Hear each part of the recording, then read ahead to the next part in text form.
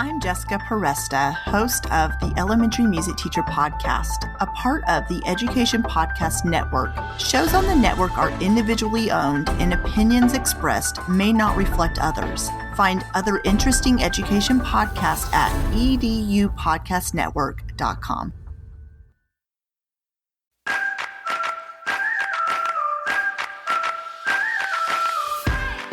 Teaching While Queer is a podcast for 2S LGBTQ+ educational professionals to share their experiences in academia. Hi, I'm your host, Brian Stanton, a theater pedagogue and educator in New York City, and my goal is to share stories from around the world from 2S LGBTQ+ educators. I hope you enjoy Teaching While Queer.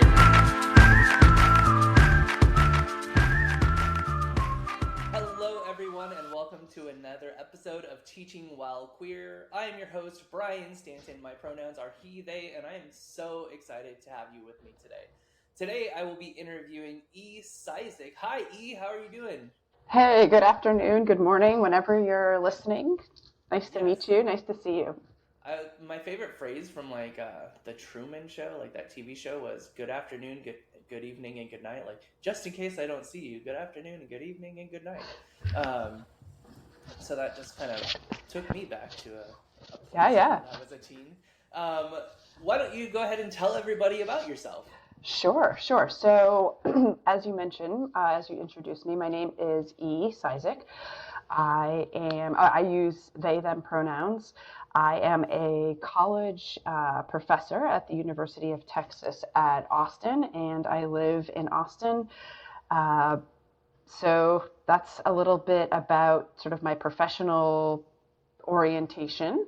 I also am a parent of two young children that are in elementary school.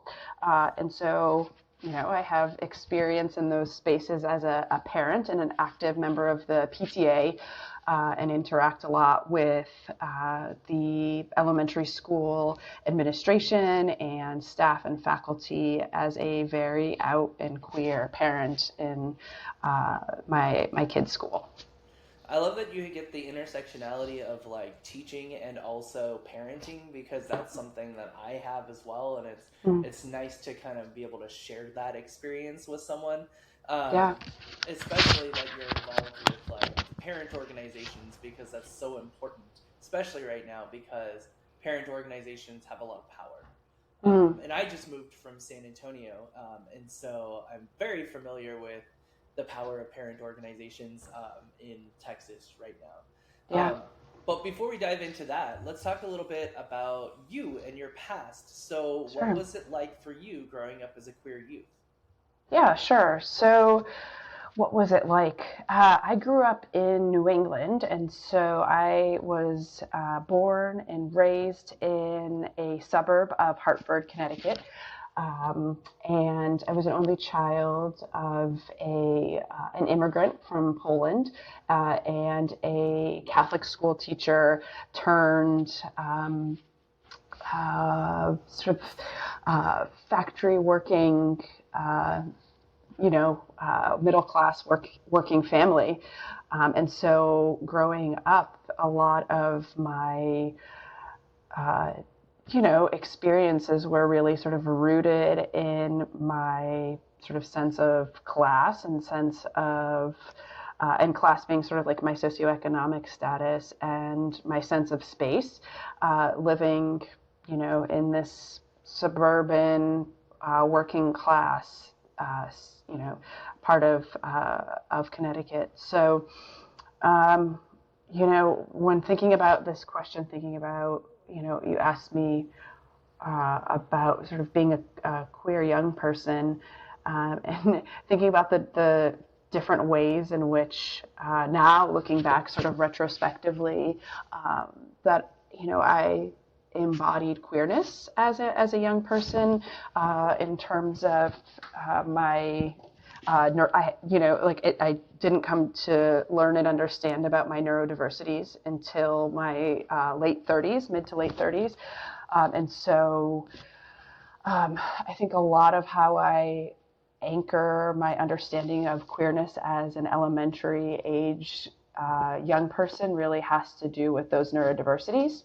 the way those manifested in friendships and relationships, with my peers and with teachers and adults in my life, and the ways in which I think those neurodiversities really proved to be challenges and misunderstandings for me and for the other people in my life. And so I guess that is my starting point for thinking about queerness at a young age. I think it's, I haven't given much thought to this question outside of you posing it for me. So I guess you and I are going to sort of tease things out together. But I think, where I came to understand my sexuality and gender identities in queerness really, sort of happened in my freshman year of high school, like freshman and sophomore year of high school. And so the educators in my life at that time were really, really formative when it came to holding space in terms of course materials or in terms of visibility in the classroom and in the school or on the playing field in ways that I did not have in my home life. And so those proved to be really, really significant for me, and also proved to be sources of great tension and chaos internally, emotionally, because those sort of were not welcome. Those points of sort of queerness weren't welcome and weren't understood within my my home and family dynamics. So I'll just sort of leave that there, and we can, tease apart whatever you think your listeners would be into. What I think is fascinating about it is that when you look at queer theory, like from an academic standpoint, queer theory, there's a definition of queer where it's kind of like apart from, like separate from. And I think when you talk about your neurodivergency, that also is kind of encompassed in what does it mean to be queer, because it's apart from what we would say is typical.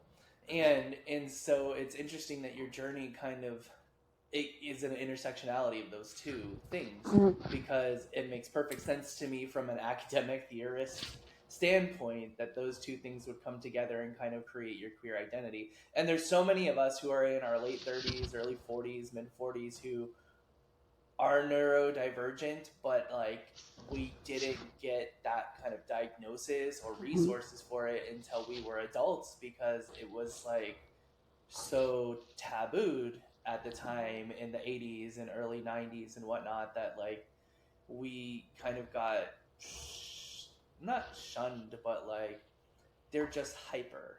They're just a little bit different, instead of actually getting something that would help us with the resources to be able to know how to utilize our brains fully. Yeah. Yeah. So I think it's a shared experience, what you're saying, because I think there's a lot of us who are on that kind of that same kind of journey, whether it be ADHD or being on the autism spectrum. I think that there's so many queer people who have had that kind of experience where it's almost that becomes an attribute of queerness. And again, in a theoretical setting, that makes so much sense to me. Yeah, absolutely. Yeah. And I think increasingly about those intersections and the intersections from the theoretical space around disability studies and queer theory as really ripe spaces for intellectual exploration these days, So yeah. That's because those are actually my research areas. Those are my research areas within the realm of theater, but those are my research areas, is basically disability and queer theory separately, but all that work end up coming together and creating like pedagogy and curriculum that is encompassing of everybody. And so I think they're absolutely, I was reading I've read so many disability studies books as well. I've taken several courses, and a lot of them point back to these same things can be applied when you're looking at queer theory. And then I read queer theory books, and they're quoting those folks who've been studying and researching disability. And so really those two things are so parallel that it'll be interesting to see what happens when people start combining them and combining the efforts on that. Yeah, absolutely. I don't know, it's not my area of focus, but I know there's a lot being done in CRIP theory, CRIP, which I think is this, which I believe is to be this space in which disability studies and queer theories really do intersect. And so I think a lot of what is the focus point in some of these intersectional theories is bodily autonomy and bodily agency, and the ways in which we apply these theories to our, different fields of pedagogy or research is really interesting. Yeah, absolutely. And that's funny because when I look at like how do we teach gender and sexuality or anything to like children, bodily autonomy is like the number one thing. We start with talking about consent and like, this is your body and whatnot. And I like was at a doctor's appointment the other day for my teenage daughter, and the doctor kept turning to me, and I was like, bodily autonomy, like let her answer your questions, let her guide what you want to do, because she needs to have the ability to make choices about her body, and she should be really the only one doing that.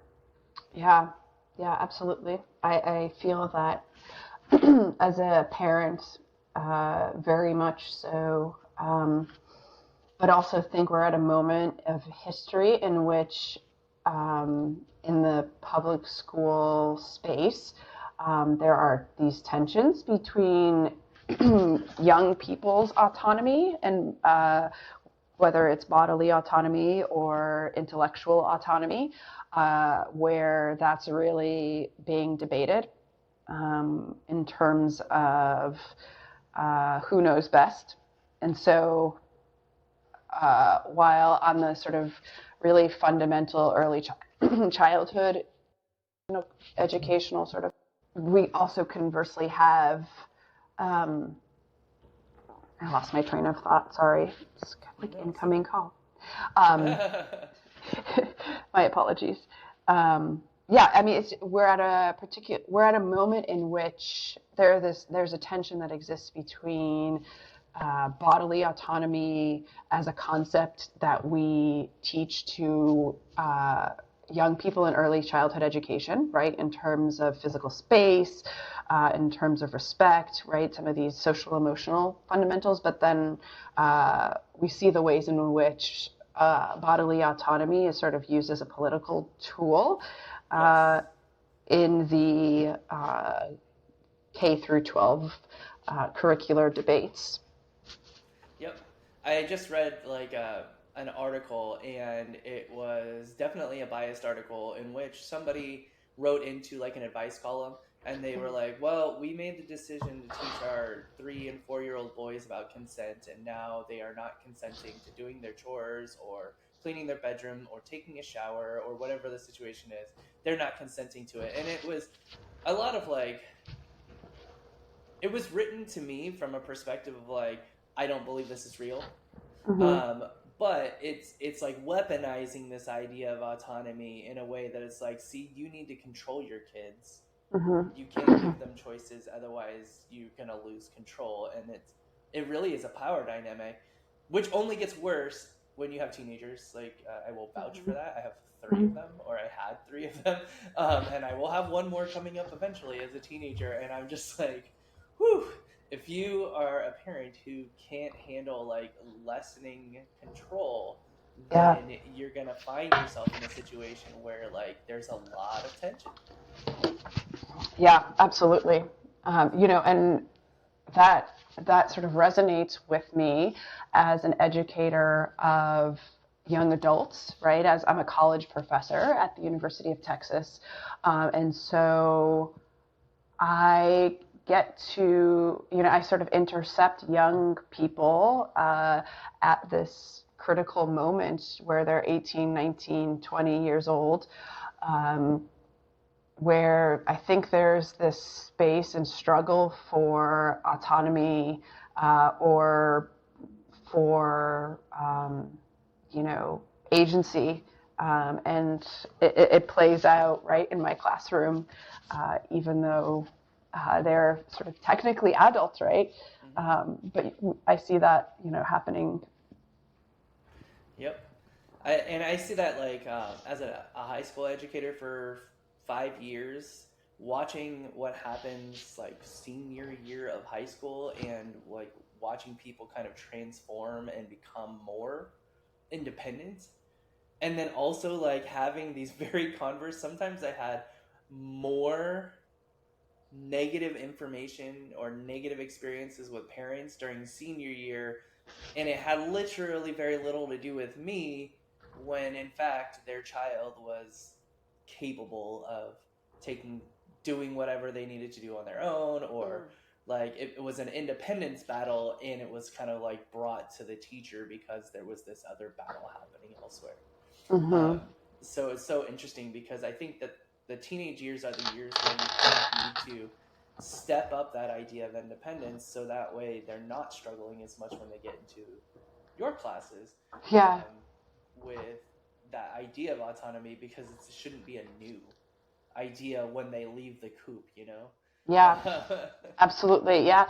And it impedes upon their successes, I think, intellectually or academically, if they're also simultaneously, like learning how to be autonomous individuals in the world and making choices about their bodies and their lives, and their sleep patterns and their social activity patterns and all of that, right? Yeah, absolutely. Yeah. So diving a little bit more into you mentioned at the start that you use they, them pronouns. Did you always know from a young age that you were going to go on a gender journey, or is that something that you kind of discovered later on? Yeah, sure. Did I know? I guess there was, as many of us who grew up in the 90s and sort of came of age in the early 2000s,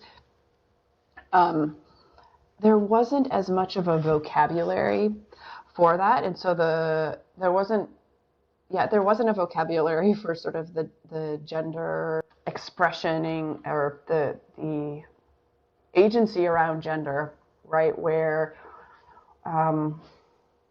queerness was really about sexuality and sexual orientation. It was very binaristic. And so models of queer identities for me were really limited to, these really abstract, taboo concepts, like these taboo, gay and like lesbian people, right? And so I did not know, right? Like there was no vocabulary for that. There was no representation within my realms of accessibility, right? Like I just didn't have any of the language or the images. There were no cultural touch points for me growing up. And so I think a lot of my gender journey has been around back to questions of like bodily autonomy and reclaiming, and not even reclaiming, I mean, yeah, I guess reclaiming, because I never sort of claimed to begin with the body that I was born into. So, but that came at a much older point in my life, right? It wasn't into my 30s. And the ways in which I performed queerness when I was a high schooler,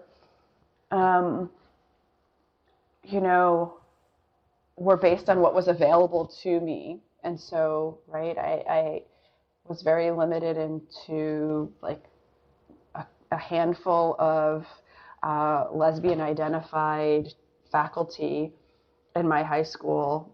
And those faculty and teachers and coaches came also sort of shrouded in stereotypes and misrepresentations, but, that were perpetuated by culture, by other students, right? And so there were taboos associated with that. And so those individuals were not sort of these angelic featured humans, but they came with, baggage. And so my journey into sort of like queerness as like a gender identity was sort of by way of sexuality, and it's not until later in my life where I can tease those apart and have the vocabulary and the skills to tease them apart as not mutually inclusive, right?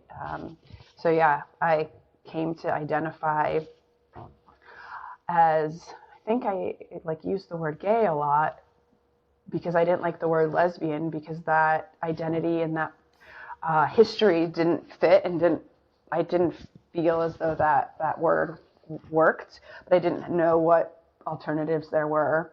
And I just recently got this shirt that I wore yesterday by a poet named Andrea Gibson, which I'm not sure if you're familiar with, but they're really wonderful, and they're a non-binary spoken word poet out of Colorado.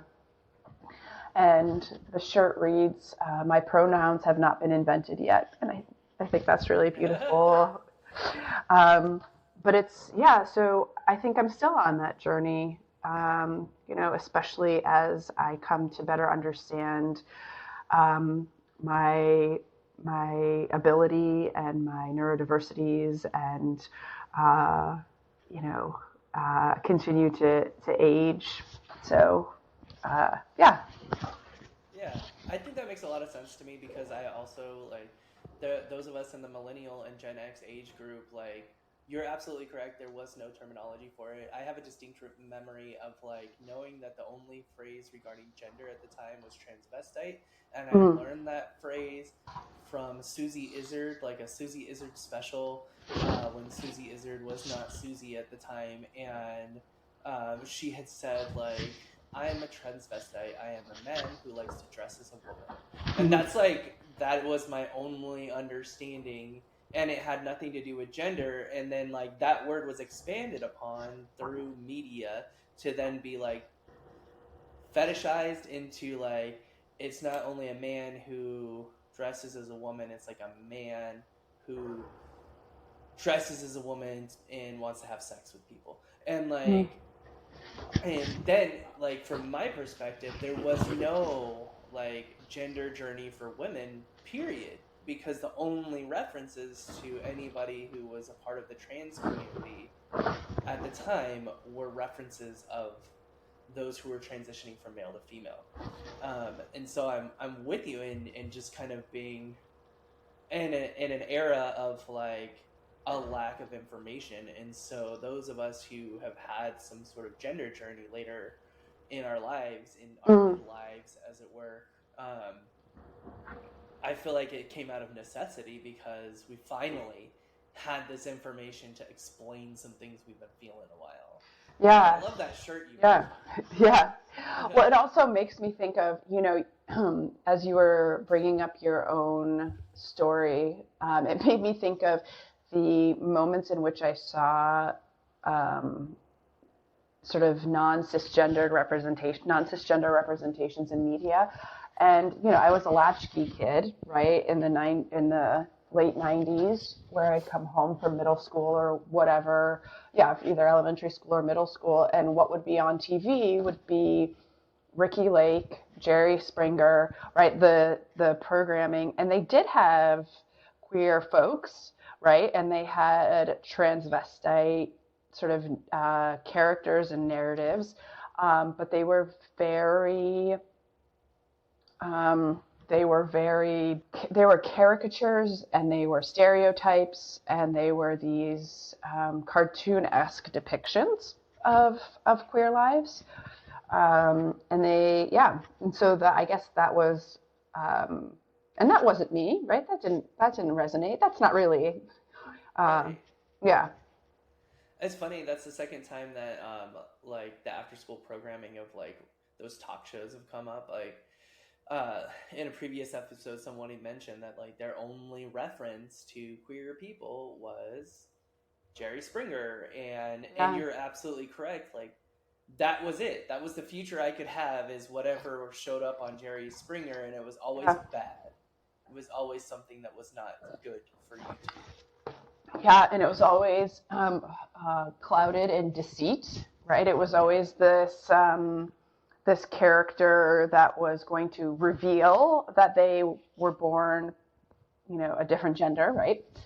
And it was always a non-white person, and none of those things sort of resonated with me, and that very much became sort of like an othered experience, right? That was not something I could relate to. So absolutely, yeah. How do you think that your queerness shows up in your pedagogy when you're working with your students? Sure. So as a university educator, I think it shows up all the time. So how does where to begin, really? I teach courses. I'm in the College of Communication, and so I teach a class on law and ethics, and we talk a lot about the ethical implications of representations in media, in advertising, and public relations. And many of the students I have in my classes go on to be producers of advertising and public relations campaigns, either for big corporations or for nonprofits. And so there is a big responsibility that falls on them. And so how does my queerness show up? Well, I show up, right? I come to class, and I am, in my class Canvas page, the learning software that we use at the university. I've got my photo, and I am very intentional in the way that I dress and the way I present myself when I am teaching, and I always wear a bow tie. It's sort of part of my outfit, and part of my public persona. In the Canvas platform, I use they, them pronouns, and I have that in my email signature. So my queerness is very visible in the written communication, in my pedagogy, in my communications to my students. It shows up in my physical performances in the classroom. I teach one required large lecture class that's about 150 to 200 students per semester. And it's a required class for all majors. And so I draw from examples from queer culture when I'm talking about, a contemporary issue. I've got a module on sex and gender, where I talk about, the history around gendered media representations and the role that advertising and public relations have played in those. And then we have a unit on sexuality, where we specifically talk about cis normativity and heteronormativity in commercial media and advertising and campaigns. So yeah, those are a couple examples. I've also very much queered my door in my office, where it's just very visible if you walk by my door and on my floor, whose office that is and what their values are. Absolutely. I love that. I think about the fact that just showing up is queering your pedagogy, and I think that's really impactful, because you can't really separate yourself from your identity. Mm-hmm. So thinking about that, have you ever had to encounter queer phobic behavior at the university setting, or has it been pretty mellow? Sure. Yeah. I think about this a lot right now, especially in the wake of SB 17, which is the Anti-Diversity and Equity and Inclusion state bill that passed in Texas and is going into effect in January. So your question asks, do I think about or do I encounter sort of anti-queer resistance? Is that accurate? Yeah, that's it.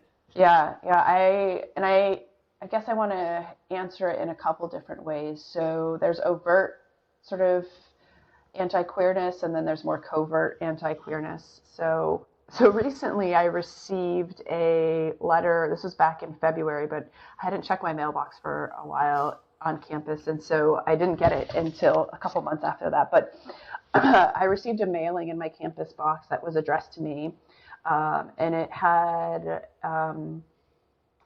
it was a lot of religious nationalist rhetoric, pamphlets that said Jesus died for your sins, and just like a pamphlet that had a lot about, Christian nationalism with, American flag, bald eagle, that I received a letter with that material in my campus box, and I sent an email out to my fellow faculty in my school, and I was the only one who had received the mailing, and so I filed a police report or an investigation through our Title IX office, and it came to learn that I was part of a handful of other faculty who work on equity topics who had received these mailings.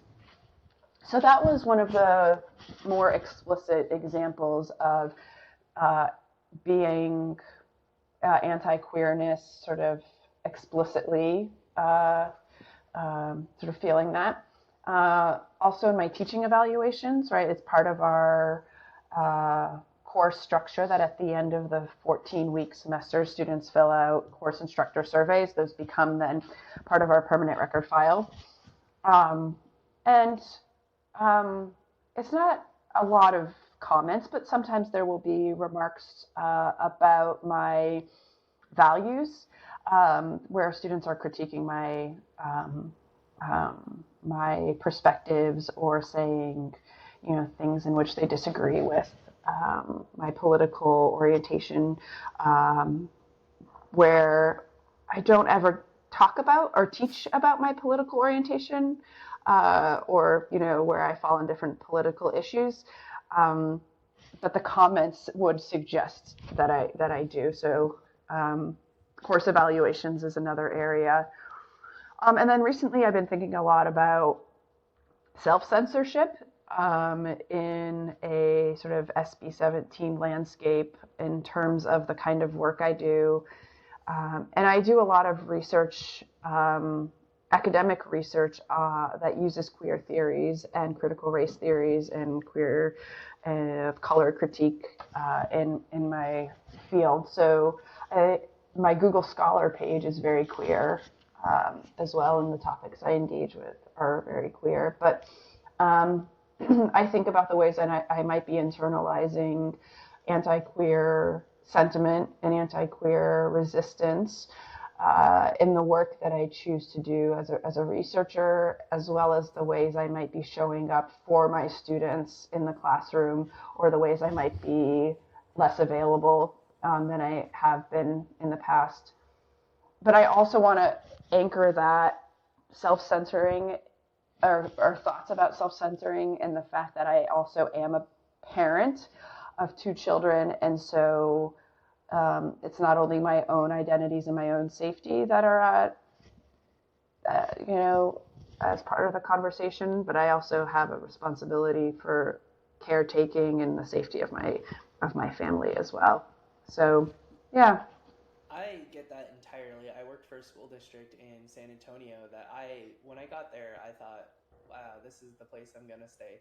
And then things started to take a turn. They did a diversity, equity, inclusion evaluation, and they created a whole committee that we went through this audit process. And then because we were doing that, there was a bunch of conservative pushback. Mm-hmm. And during that time, I became the teacher of the year for that district and was very much in the spotlight, and left the school district for the safety of my children who were students in the school district. So from that perspective, I can completely understand how you can internalize this anti-queer behavior in a way to protect those that you love, and also to protect yourself. And there needs to be some of that to an extent, as long as it's not like a complete retreat, but like putting up some walls. Yeah, boundaries, right? The older I get, the more that I think about that in terms of where I'm willing to engage and where I need to, have more boundaries around. Yeah, absolutely. So what would be some advice that you would give to someone if they were just starting out in education and they weren't sure how to be authentic in the classroom, or if it's okay to be authentic in the classroom? Yeah. So I think my answer, if I can speak from the perspective of a university and college educator, if that's okay, because I'm not rooted in the K through 12 education space, and so I don't want to lead your listeners astray. But when thinking about the university setting and the higher education space, thinking about safety, I guess my brain automatically goes to the Maslow's hierarchy of needs in terms of where these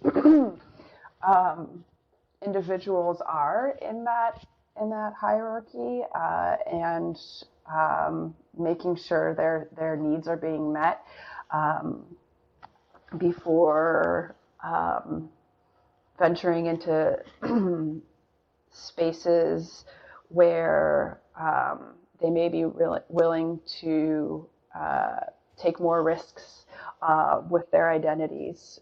You're right. And so I don't think that being out and open is always what's best for folks, right? If their other needs are not being met, and they're not feeling in a space of safety. So yeah, sort of checking in with yourself around,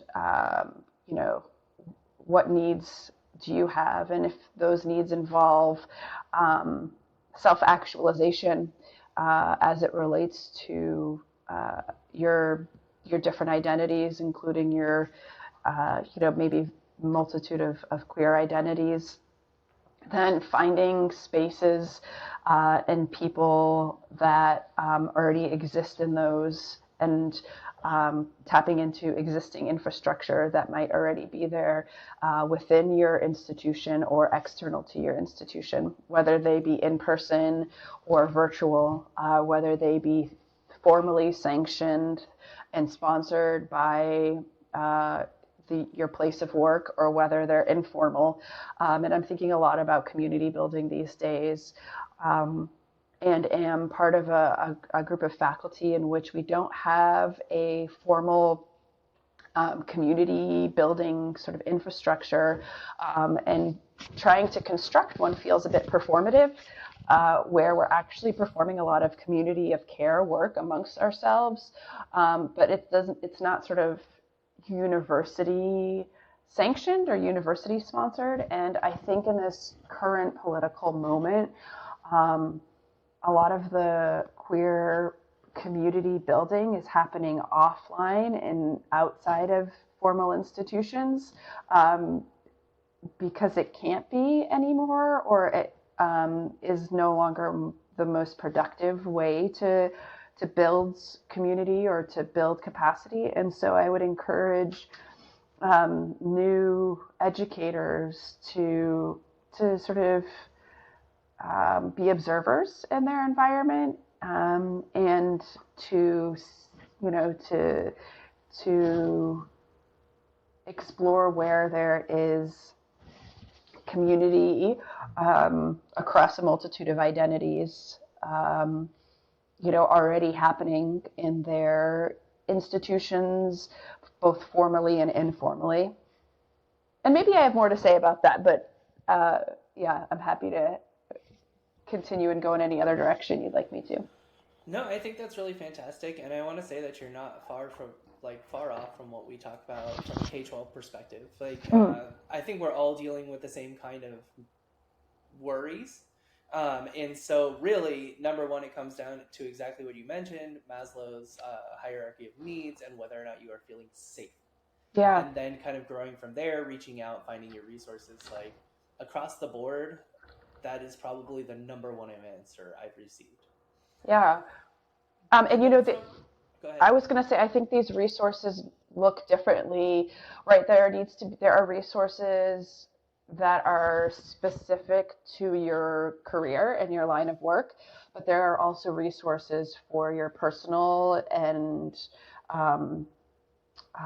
mental and physical worlds that you occupy, right? And so, for example, you know, I recognized we had been in Austin for 5 years and I still didn't have any sense of belonging. And so thinking about that and thinking about, well, what other spaces already do exist? And like, there's a queer book club that exists, and that is more in alignment with my values than maybe going to a queer bar, you know, given where I am in my life. And so thinking about that, and then also, you know, finding other spaces of intergenerational queer communities, maybe for, you know, like faith communities that might be affirming. So the non-professional spaces are equally as important, I think, as the professional spaces as well, to really provide a sense of belonging for folks who are just coming into their careers as educators. Absolutely. And from a higher education perspective, what do you think that academia on a whole could do to be more inclusive of LGBTQ plus people? That's a really big question, right?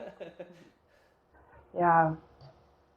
And my brain automatically goes to safety, right? Because it feels like a particularly precarious time in which safety is going to be challenged, right? So when I think about safety, I think about physical safety. And so do I feel comfortable and protected within my classroom, right? Do I have fears in my classroom that something might happen? And the reality is we live in an era of gun violence and school shootings, right? That's a reality. That is not something that's contestable. And so I think about that. What was your question? What can higher education do? Yeah, what can they do to be more inclusive of LGBTQ folks? Yeah.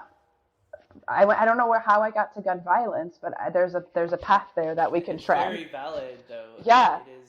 It's one of those things that I think about a lot, because I saw recently, like this was for high school, but like a question about, you know, dressing rooms in theater, and we have trans students and some people are uncomfortable, and I went immediately to like every changing area I've ever been in my life has been incredibly uncomfortable because of who I am. And the like undertone threat of violence that exists for queer people in a heterosexual world.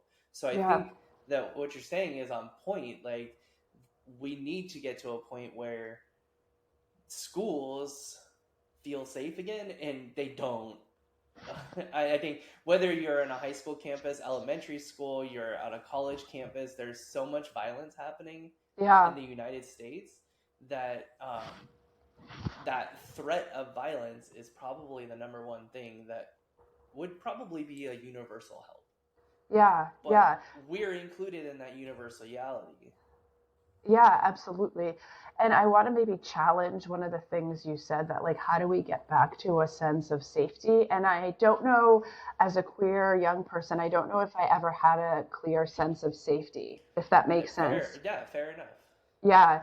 And so maybe the threat of physical violence wasn't there, but when I think of what safety looks like for me and what safety could have looked like for me as a young person, I don't think it was there. And so I don't want to lament and nostalgize a past that felt safe that wasn't actually that, for myself and for many of us No, queer absolutely. adults. And I Hmm. appreciate you bringing that up because oftentimes when I'm on the podcast, I am speaking in rough draft, like it's a dialogue, Yeah, right? And yeah. so, specifically with regarding to gun violence, that's kind of Hmm. taken off since I was in high school. Yeah, But same. but you're absolutely correct. The idea of safety, especially for queer kids, probably hasn't ever existed. Yeah, yeah. Yeah. Um, So at this point, I have the opportunity to have you ask a question. So I'm going to turn the mic over to you, and you get to ask me question whatever you like, and I will go ahead and answer that for you. sure. Um, so, okay, this is going to be edited, right? Yeah. Okay, so I was just curious. I don't know much about you, so could you give me a little bit of background about yourself so that I could ask a more intelligible question? Sure. Yeah. So for the past 5 years, I've been teaching high school theater, Hmm. and I'm getting my MFA in theater pedagogy right now with a focus on culturally responsive pedagogy and universal design for learning, Okay. which is where I get my gender or my queer theory and my disabilities studies kind of combined Yeah. energy. And I actually will be working for a university in New York City shortly. I'm just waiting on board approval at the moment. Um, but that's kind of me. I'm a parent of four, And and do I you started live this in? podcast. I live in New York City. I moved from San Antonio because I didn't want to live there Yeah. after the bill passed regarding DEI because to me, I feel like that was very targeted. Not to mention all the other shenanigans. Like my husband and I and our children went to protest the Capitol several times this year because Yeah. of all the 300 something Yeah. anti-LGBTQ bills. Yeah. Yeah.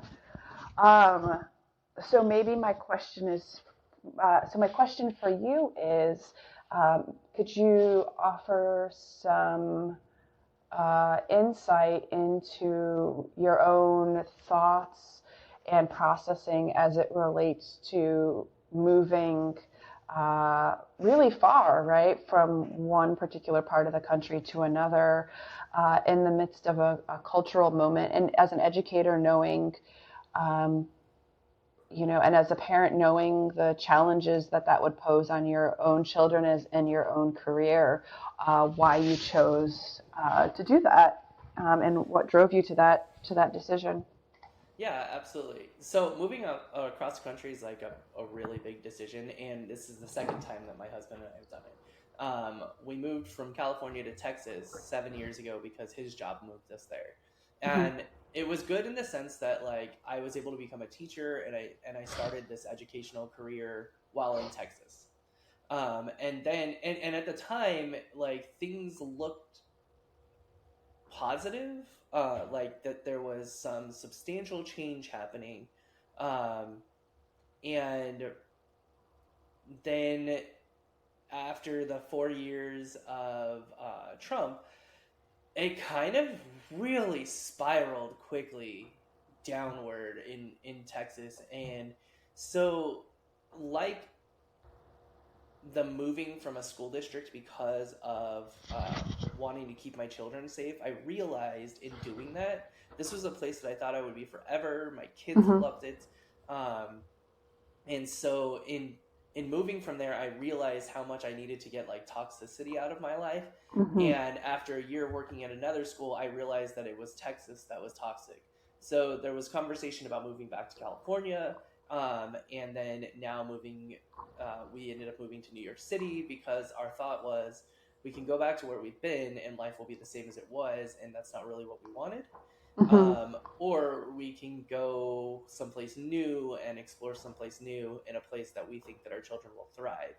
Mm-hmm. And there were some growing pains. We've only been here almost 3 months, and in that first month, like my kids had an extra long summer because school ended Memorial Right. Day, Yep. and it doesn't start till after Labor Day in New York City. And during that time, they were just like in the house, stuck in the Mm-hmm. house because there wasn't a lot that they knew that they could do. Mm-hmm. Now that they're in school and they kind of have their own lives, all those fears that I had about moving them across the country have kind of dissipated because I feel like they found their own stride. Mm-hmm. And already we're seeing, like, I enjoy the fact that we will get on the bus in our neighborhood and my husband and I are the only white people on the bus. Mm-hmm. And my kids are Mexican and Black. And so I really want them to be in a space where there are moments where they are the majority in a room. Yeah. And I think that is so incredibly important. And it was ultimately that kind of love and desire for them to feel a sense of power and acceptance that I didn't always feel. Even Mm-hmm. being able to pass as a cisgender white man for a long time, you know, I could pass as that, and I also didn't feel that sense of acceptance. And so I wanted to get them to a space where they can stand on their own, because I say this with a lot of respect to my children and in a lot of growth upon their part, because 3 of them were adopted. And so they are hiding behind a shield of white privilege that they don't know they're hiding behind. Yeah, sure. And so I worried so much, because when we were living down in San Antonio, we lived in an area of San Antonio that was referred to as the bubble, Mm-hmm. because it was like its own little community and space, and people didn't go out of it. And most of the people there are white, so even in that bubble, it's a shield of white privilege. Yeah. And Yeah. I wanted to get them to a space where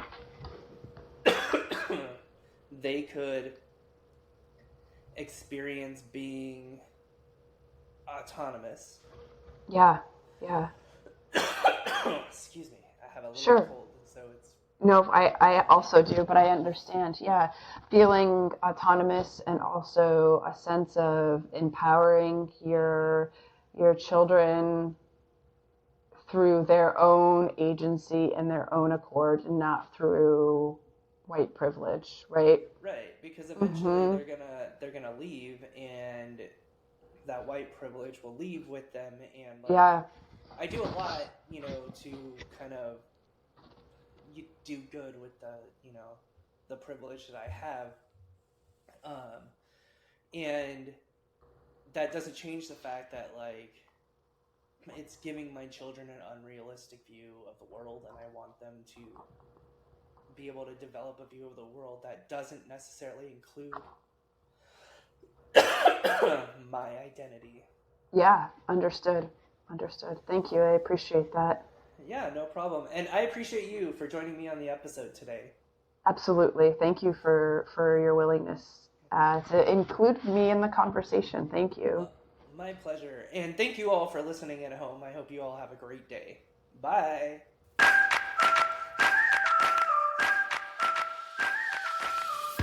Thank you for joining us on this episode of Teaching While Queer. I hope you enjoyed it.